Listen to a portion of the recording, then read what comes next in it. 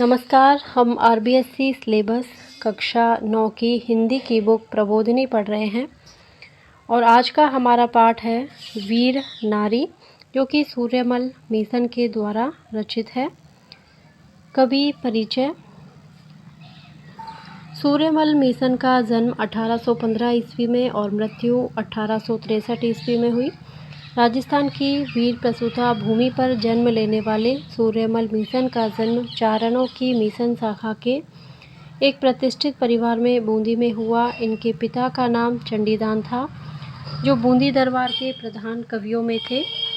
वस्तुतः सूर्यमल मिशन को काव्य प्रतिभा पैतृक परंपरा से प्राप्त हुई थी। उनके पिता ही नहीं, पिता में भी डिंगल के श्रेष्ठ कवि थे।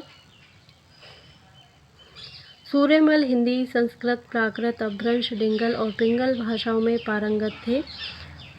अध्यवसायी होने के कारण इन्होंने काव्य शास्त्र के साथ साथ इतिहास, व्याकरण, मीमांसा, न्यायशास्त्र, संगीत, दर्शन और ज्योतिष का गंभीर अध्ययन किया।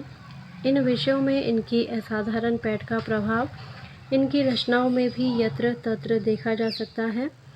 सूर्यमल मिशन ओजस्वी कवि होने के साथ साथ सत्यनिष्ठ और स्वाभिमानी व्यक्तित्व के धनी भी थे। कृतियाँ: वंश भास्कर, वीर सत्सई, बलवंत विलास, राम रंजाट, छंदोमयूख, सती रासो, धातु रूपावली एवं फुटकर, कवित सवैये आदि। पाठ परिचय। संकलित काव्यांश महाकवि सूर्यमल मिशन की लोक प्रसिद्ध कृति वीर सतसई से लिया गया है। यह एक सुविदित तथ्य है कि राजस्थान के वीरों का इतिहास युद्धों और संघर्षों का इतिहास रहा है। ऐसी स्थिति में जिन परिवारों के पुरुष अपना जीवन युद्ध की विभीषिकाओं के मध्य बिताया करते थे, उनके परिवार की स्त्रियों के जीवन व्यवहार में भी वीरोचित त्याग, स्वाभिमान, दृढ़ता, निर्भीकता आदि गुणों का होना स्वाभाविक था। संकलित दोहों में कवि ने इसी प्रकार की वीर रमणियों का वर्णन कर राजस्थान की वीर संस्कृति को अभिव्यक्ति प्रदान की है। कविता है वीर नारी। नरा न ठीनो नारियां, ईखो संगत ए है। सूरा घर सूरी मह, कायर कायर गे है। शब्दार्थ देखते हैं। नरा, नरा यानी कि मनुष्य, नरा यानी कि मनुष्य। ठीणो, ठीणो मतलब उल्हाना। नारिया मतलब नारी। ईखो, ईखो मतलब देखो।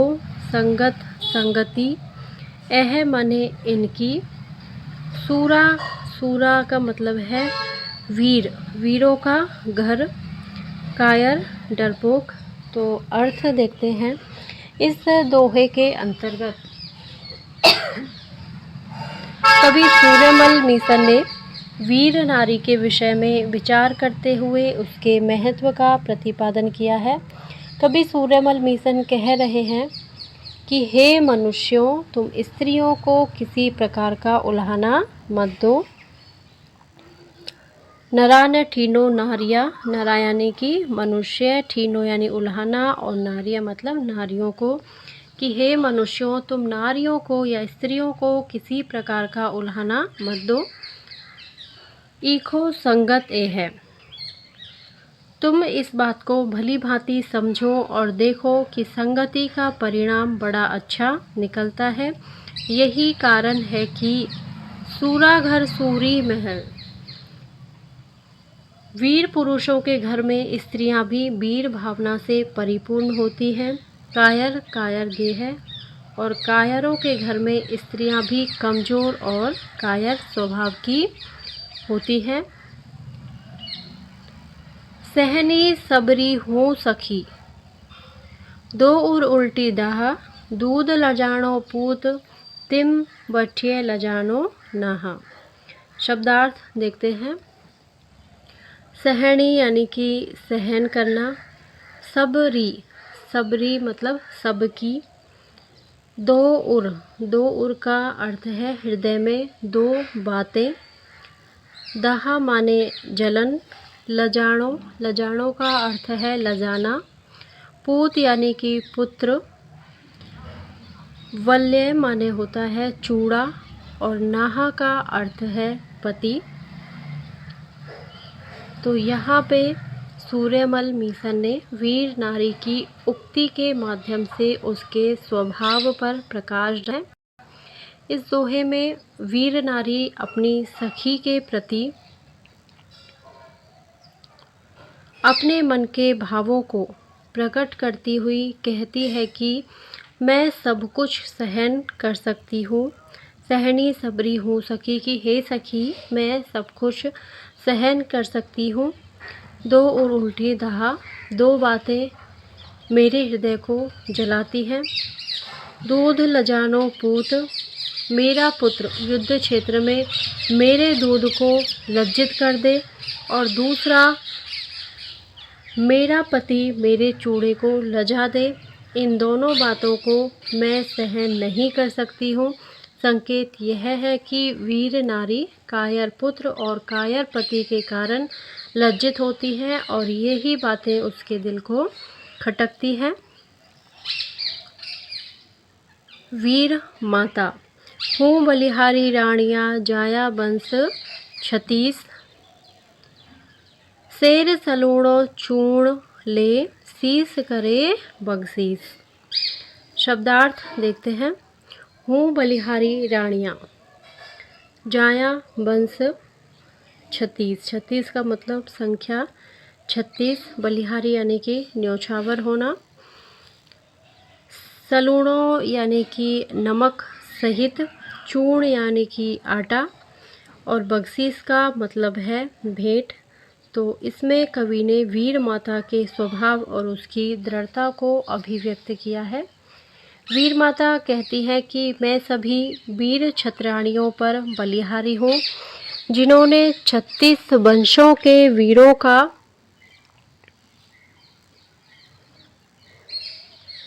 36 वंश के वीरों को जन्म दिया है। अभिप्राय यह है कि वे वीर क्षत्रियाणियाँ सचमुच प्रशंसनीय हैं, जो वीरता दिखाने वाले पुत्रों को जन्म देती हैं।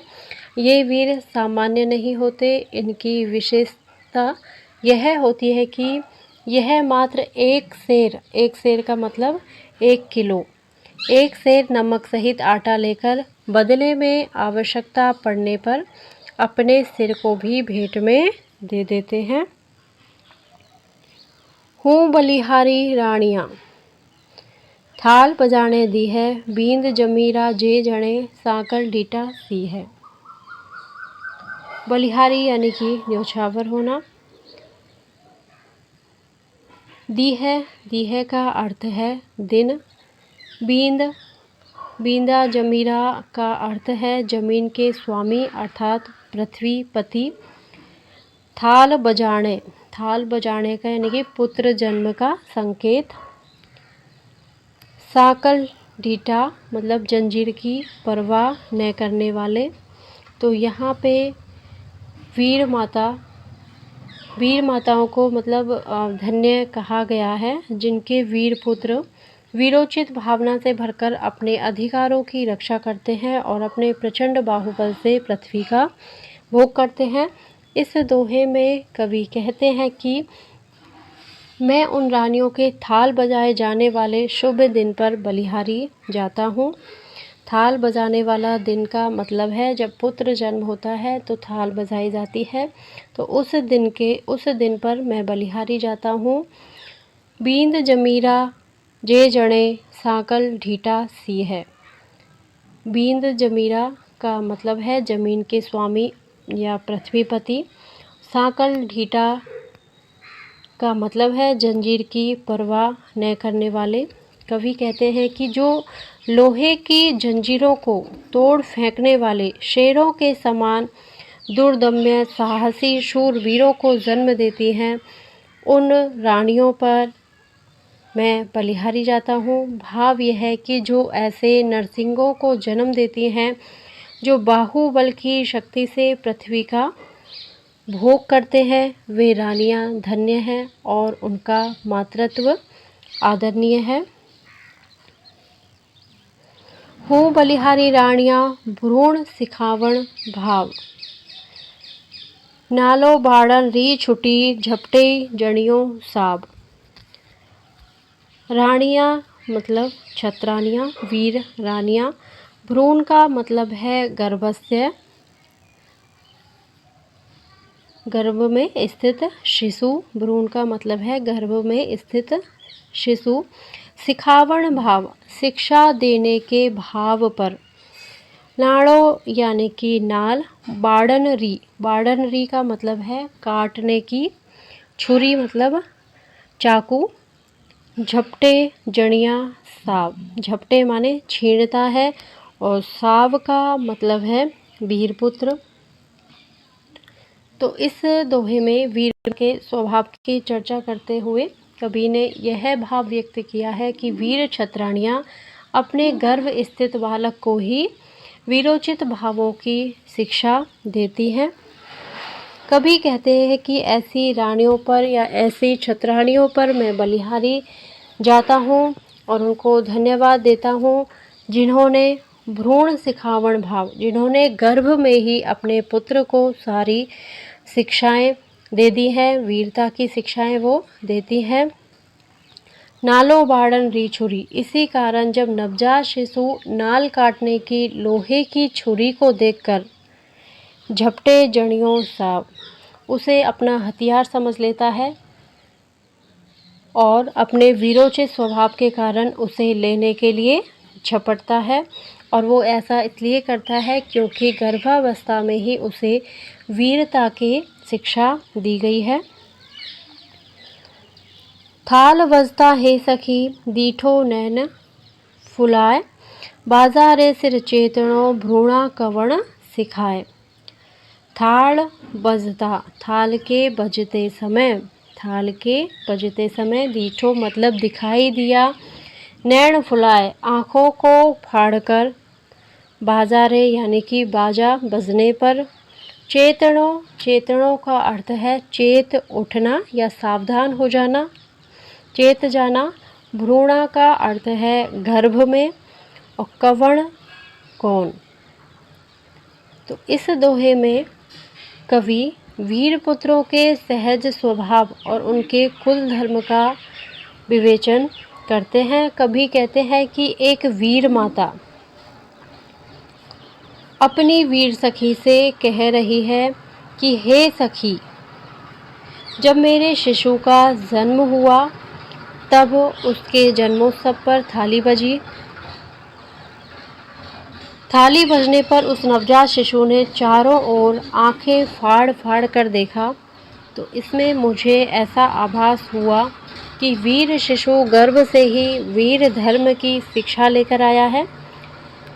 थाल बजने की ध्वनि सुनकर आंखें फाड़ फाड़ कर इधर उधर देखना यह सूचित करता है कि वीर शिशुओं के गर्भ में वीर धर्म की शिक्षा मिल जाती है। युद्ध के बाजे बजने पर सचेत हो जाना बालक अपने जन्म से ही सीख जाता है।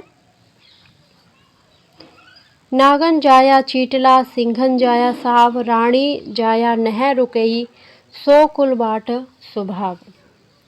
नागन जाया यानी कि नागिन के जने हुए या नागिन के जन्म दिए हुए। चीटला, चीटला का मतलब है बच्चा। नागन जाया मतलब नागन के द्वारा जन्म दिए जाने वाला। चीटला यानी कि बच्चा। सिंघण, सिंघण का मतलब है सिंघनी, शेरनी। साव बालक।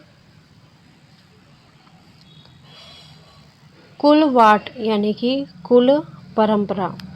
तो इस दोहे में कवि ने वीरता के प्रतीक बच्चों के स्वभाव का वर्णन किया है। कवि कहते हैं कि नागिन के जने हुए बच्चे, सिंघनी के जने हुए बच्चे और रानियों के उत्पन्न किए हुए बालक। नागिन के जने हुए बच्चे, सिंघनी जाया साव यानी कि शेरनी के द्वारा जन्म दिए हुए बच्चे, रानी जाया नह रुकी और रानियों के उत्पन्न किए हुए बालक कभी किसी के रोके नहीं रुकते हैं। संकेत यह है कि नागिन, सिंघिनी और नारी वीर शावकों को ही जन्म देती हैं। ऐसे वीर बालक गर्भ से ही वीरता का पाठ पढ़कर आते हैं। ये किसी भी विकट से विकट स्थिति में किसी दूसरे द्वारा रोके जाने पर भी रुकते नहीं हैं। कारण यह है कि यह इनकी कुल परंपरा का स्वभाव है और यही इनके कुल का सच्चा मार्ग है।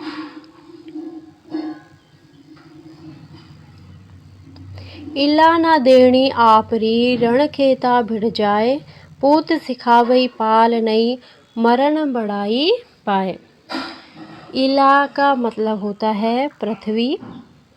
न देणी का मतलब नहीं देनी। आपरी अपनी। रण खेता युद्ध भूमि में। पालनई का मतलब है पालना। मरण बढ़ाई मतलब मरने की महत्ता को। माँ यानी माता। तो इस दोहे में वीर माता की स्थिति और उसकी शिक्षा की ओर स्पष्ट संकेत किया गया है। कवि सूर्यमल मिशन कहते हैं कि वीर छत्रानी माता अपने पुत्र को यह शिक्षा पहले ही दे देती है कि अपनी जमीन किसी भी स्थिति में दूसरे को नहीं देनी है। जमीन के लिए यदि युद्ध क्षेत्र में भी उतरना पड़े तो उससे घबराना नहीं चाहिए। कवि ने कहा है कि इस प्रकार की शिक्षा वीर छत्रानी माता अपने पुत्र को पालने में झुलाते समय ही दे देती है। संकेत यह है कि माता पुत्र को झूले में ही मातृभूमि एवं मरण का महत्व बतला देती है। बाला चाल में बीसरे मोथन जहर समान, रीत मरनता ढील की ऊठ थियो घमसान। बाला का मतलब है बालक। चाल यानी कि चलन। माँ बीसरे का मतलब है मत भुलाना। मोथन का अर्थ है मेरे स्तन। रीत मरनता का अर्थ है कुल की मरने की परंपरा। ढील यानी कि देरी। घमासान यानी कि घनघोर। तो यहाँ पे एक वीर माता अपने आलसी पुत्र को संबोधित करते हुए कहती है, मतलब उससे आत्म बलिदान के लिए उसको प्रेरित करती है। आलस्य में डूबे हुए अपने पुत्र को समझाती हुई वे कहती है कि हे पुत्र, अपनी कुल रीति को मत भूल जाना। बीसरे का मतलब है भुलाना। मैं का अर्थ है मत, नहीं, यानी कि अपने कुल की रीति को भूल मत जाना। मोथन का मतलब है मेरे स्तन। मेरे स्तनों का दूध जहर के समान प्राण लेने वाला है। जो मेरा दूध पीता है वह अवश्य प्राण देने वाला होता है। उठ थियो घमासान, उठो, घमासान युद्ध शुरू हो गया है। अब कुल की रीति का पालन करते हुए मरने में देर किस लिए कर रहे हो। यहाँ पे राजपूती शौर्य परंपरा का उल्लेख कवि के द्वारा किया जा रहा है। और जहर मुख आवियाँ भेजई झटपर धाम, अतरो अंतर मूझ पई मारे पड़िया काम। और जहर यानी कि दूसरों के जहर, आविया आने पर, भेजे झट यानी कि शीघ्र ही भेज देता है। परधाम परलोक। अतरो का अर्थ है इतना। मुझ पई का अर्थ है मेरे दूध में। पड़िया यानी कि पड़ने पर।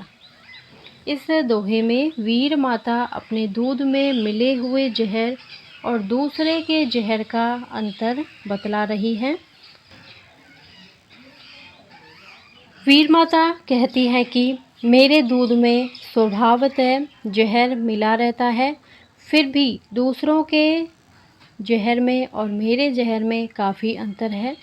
दूसरों का जहर जैसे ही मुख में पड़ता है वैसे ही शीघ्रता से परलोक भेज देता है। मेरे दूध में स्वभावतः जो जहर मिला हुआ है उसमें और दूसरों के जहर में अंतर यह है कि मेरा दूध मिला जहर आवश्यकता पड़ने पर ही दूसरों के प्राण लेता है।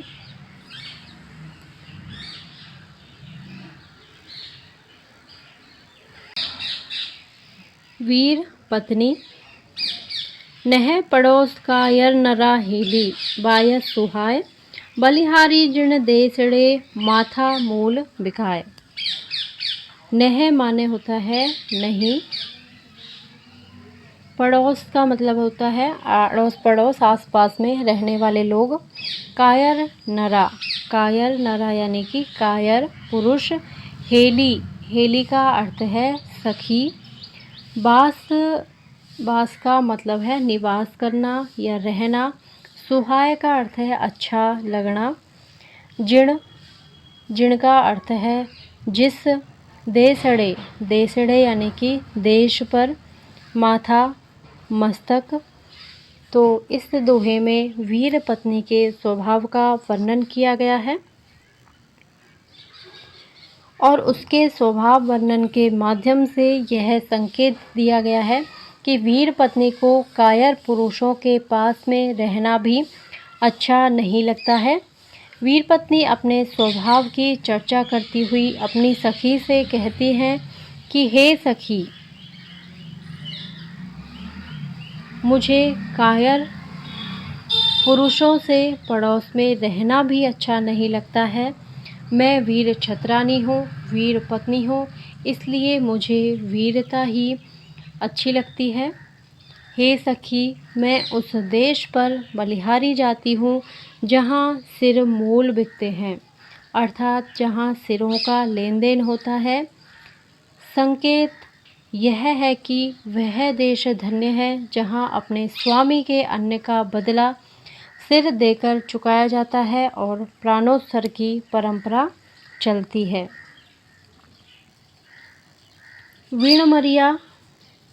विण जीतिया जे धव आवे धाम पग पग चूड़ी पाशटू तो रावतरी जाम। बिन मरिया यानी कि बिना मरे हुए, यानी कि युद्ध में बिना प्राण दिए हुए। बिन जीतिया मतलब बिना जीते, बिना विजय प्राप्त किए हुए। जे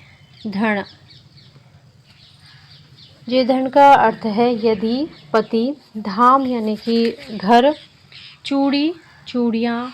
पाछटू का अर्थ है पटक दूंगी। रावतरी यानी कि राजपूत की। जाम यानी कि संतान। इसमें कवि वीर पत्नी के स्वभाव की चर्चा करते हैं और कहते हैं कि वीर पत्नी अपने पति के विषय में क्षत्रियोचित विचार रखती है।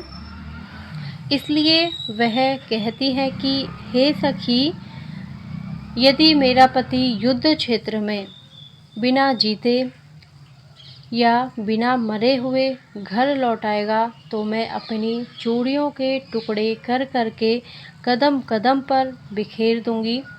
मैं राजपूत के घर में जन्मी हुई पुत्री हूँ और ऐसा करके ही मैं अपने आप को राजपूत की पुत्री प्रमाणित कर पाऊंगी। हे सखी, तुम भी मुझे तभी राजपूत की बेटी मानना जब मैं ऐसा कार्य संपन्न कर दूंगी। गोठ गया सब गेहरा बणी अचानक आए सिंघण जायो सिंघणी लीधी तेग उठाए। गोठ यानी कि भोजन या गोष्ठी। वणी यानी कि होता है विपत्ति। जायो मतलब जन्म देना या उत्पन्न। सिंघणी यानी कि शेरनी अथवा वीर पत्नी। लीधी का मतलब है लेली। तेग यानी कि तलवार। तो इस दोहे में वीर पत्नी का वर्णन किया गया है। वीर पत्नी के वीर स्वभाव की चर्चा करते हुए यह विचार व्यक्त किया गया है कि अचानक विकट परिस्थितियां उत्पन्न होने पर वीर पत्नी किसी बात की चिंता नहीं करती और वीर नारी का रूप धारण कर लेती है। कवि कहते हैं कि घर के सभी लोग तो गोठ गया सब गेहरा। गोठ माने किसी दावत या गोष्ठी या भोजन। तो घर के सभी लोग किसी दावत या गोठ में गए हुए थे, किंतु अचानक वणी यानी कि विपत्ति, अचानक शत्रुओं ने अवसर देखकर उस घर को आकर घेर लिया। तब उस विपत्ति को देखकर वीर छत्रानी रूपी शेरनी की पुत्री ने अपने हाथ में सिंघण जायो सिंघणी, जायो माने उत्पन्न हुई, सिंघणी यानी कि शेरनी, तो उस शेरनी की पुत्री ने अपने हाथ में तलवार ले ली और लीधी तेग उठाए। लीधी माने ले ली, तेग माने तलवार, उठाए माने उठा ली। अपने हाथ में तलवार उठा ली और शत्रुओं पर टूट पड़ी। वीर देवरानी घोड़ा चढ़नो सीखिया भाभी, किसड़ई काम बम्ब सुणीजे पार को लीजे हाथ लगाम। किसड़ई काम का मतलब है किस काम के लिए। सीखिया माने सीखा है, चढ़नो घोड़ा चढ़नो घोड़े पर चढ़ना। बम्ब सुणीजे, बम्ब यानी कि नगाड़ा, सुणीजे सुनकर। पार को यानी कि दूरी पर। लगाम, लगाम का अर्थ है घोड़े की लगाम या घोड़े का वल्गा। तो यहाँ पर वीर देवरानी के वीरोचित भावों को प्रकट किया गया है।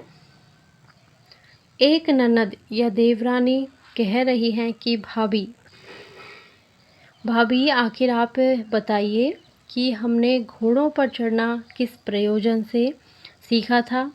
भाव यह है कि अवसर आने पर शत्रु से लोहा लेने के लिए ये सब कलाएं सीखी थी। अब देखो युद्ध का सूचक शत्रु का नगाड़ा सुनाई पड़ रहा है, अतः आओ घोड़ों की लगाम उठाएं और शत्रु दल से जाकर भिड़ जाएं। कवि ने यह संकेत दिया है कि देवरानी व जेठानी अथवा ननद व भावस दोनों ही वीरांगनाएं हैं, क्योंकि ये बचपन में ही घुड़सवारी का अभ्यास कर चुकी है। भाभी हूँ डोड़ियाँ खड़ी लोधा खेटक रूक, थे मनवारो पाहुणा मेड़ो झाल बंदूक। हूँ का अर्थ है मैं, हूँ का अर्थ है मैं। डोड़िया यानी कि डोड़ी पर, डोड़िया यानी डोड़ी पर, डोड़ी मतलब दहलीज पर। लोधा माने लिए हुए, लोधा यानी कि लिए हुए। खेटक रूक, खेटक रूक का अर्थ है ढाल और तलवार। थे माने आप। मनवारो, मनुवारो का अर्थ है मनुहार करो या स्वागत करो। पाहुणा शत्रु रूपी मेहमान का। तो यहाँ पे कवि ने देवरानी और जेठानी के मध्य वार्तालाप को इस रूप में चित्रित किया है कि उससे देवरानी की वीर भावना व्यक्त हो रही है। देवरानी कह रही है कि हे भाभी, मैं ढाल और तलवार लिए, खेटक रूक यानी कि ढाल और तलवार लिए हुए ड्योढ़ी पर खड़ी हूँ। तुम भी, थे माने आप भी, बंदूक लेकर मेड़ी पर से अचानक आए। इन शत्रु रूपी मेहमानों की मनुहार करो, अर्थात इन्हें परास्त करो। वास्तव में यह स्थिति उस समय उत्पन्न होती है जब शत्रु अचानक आक्रमण कर देता है और अचानक आक्रमण के कारण कोई पुरुष घर में नहीं होने से वीर देवरानी अपनी जेठानी से उपयुक्त बातें कह रही हैं। तो देवरानी का वीरतापूर्ण स्वभाव यहाँ पे चित्रित किया गया है।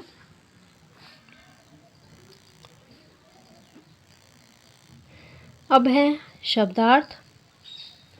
ठीनो, ठीनो का अर्थ है उपालम या उलाहना।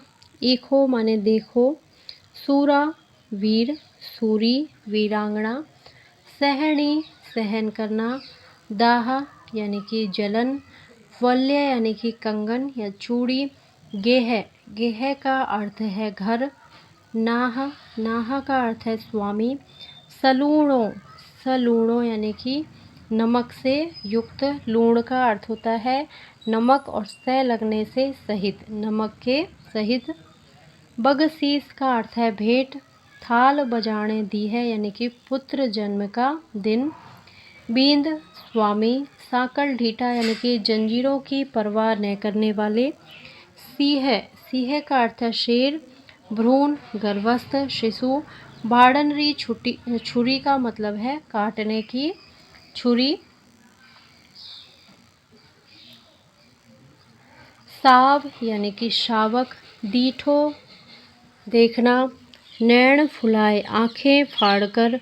बाजा रे, बाज पक्षी को। चीटला यानी कि सपोला या सांप का बच्चा। कुलवाट, कुल परंपरा। इला माने पृथ्वी। वाला माने बच्चा या बालक। बीसरे, भूलना। मैं का अर्थ है मत या नहीं। रीत, रीति परंपरा। ढील माने देरी। थियो, ठन जाना। घमसान यानी कि भीड़। अतरो, इतना। पड़िया, पड़िया का अर्थ है पढ़ने पर। नह, नह का अर्थ होता है नहीं। बास, रहना। देसड़ई, देश पर। धव, धव का अर्थ है दौड़ता हुआ। धाम का अर्थ है घर। पाछटू, पाछटू का अर्थ है बिखेर दूं। रावतरी, राजपूत की। जाम यानी कि जाई हुई या पैदा हुई। गोठ, सामूहिक भोजन या गोष्ठी।